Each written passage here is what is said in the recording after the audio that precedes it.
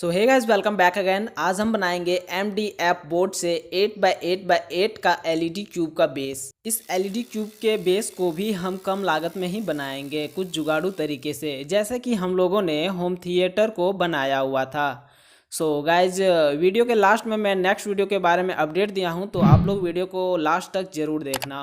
तो चलिए इस वीडियो को शुरू करता हूँ।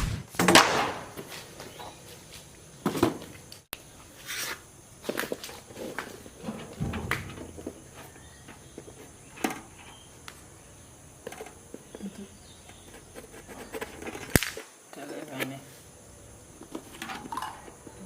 18 है।